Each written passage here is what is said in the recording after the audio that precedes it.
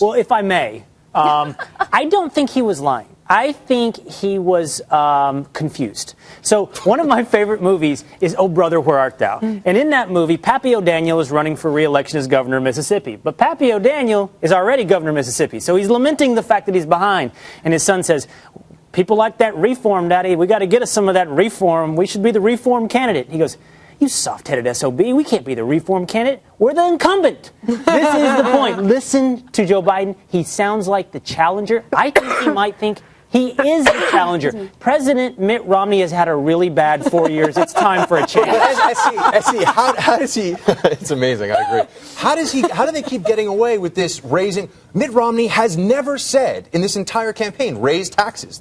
He's never even uttered the phrase, and yet they're saying they're going to raise taxes on the middle class. This is just a lie. This isn't even based in any reality. Well, that part's a lie. The reality is there. There is reality there. The reality is that the middle class have gotten absolutely dumped on. That's the amazing truth. Decimated over the past 4 years. His failure to locate the responsibility for that is absolutely astonishing, that he walks right into this sort of, like wide-eyed, almost like a baby who's just getting vision for the first time.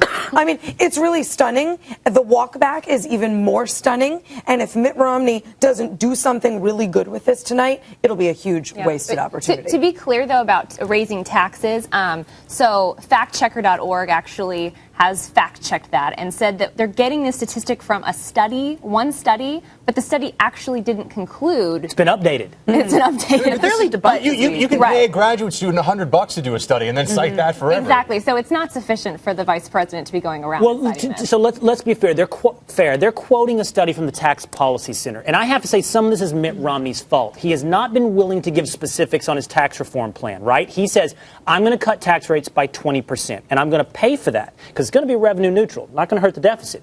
I'm going to pay for that by doing away with expenditures and loopholes. So people like the Tax Policy Center and the Obama-Biden campaign say, well, then you're getting rid of the mortgage interest rate deduction. You're getting rid of the health care employer-provided insurance deduction. You're killing the middle class, which isn't true, but at the same time, Mitt Romney hasn't said what he is getting rid of. Which Mitt Romney will need to address in the debate tonight. And Paul Ryan on Fox News Sunday, I think he said he supported actually the mortgage interest rate deduction, so he would actually keep that for the middle class. But looking at Joe Biden on the stump there, he was a senator for so long, and it's been so hard for him to give up that independence. And I love that he's sticking to it and he's telling the truth about this. And I do hope. Marco Rubio says that he's the best thing we've got going, by the way. Speaking for Republicans, so he's already hopped on that as well. Fantastic. And, we've complained a lot at this table about how the Romney campaign seems to have been playing rope-a-dope and allowing the Obama campaign, to hit over and over again through August and September. But reading today at Politico, a lot of their campaign spending hasn't even started. And Jay Cost of Real Clear Politics said the campaign has only just begun. October is when people are really paying close attention and when you can expect the Romney campaign to spend a lot of money. I predict that little sound clip will be in one of their top ads. I think the way that Romney can make hay of this, and he really should, is to take the fact that everyone agrees now, and this goes back to the issue of record. Can you run away from your record having been the president, sort of like to your initial anecdote? And when it comes to the middle class, can they make the American people buy this notion that we're going to blame the last 4 years, which now the vice president has said is bad? He's not even saying it's not bad now. Really, what the Stephanie Cutter thing was just sort of a deflection. It was sort of a redirection. It was like shiny objects. Well, it's really Bush Cheney and their policies which are going to be continued. So How at does the this very work? worst, this admission that the middle class has had it rough over the past 4 years, at the very worst is the idea, well, it's our fault. It's the fault of the Obama administration. But at the very least, you would also have to admit we haven't done anything about it.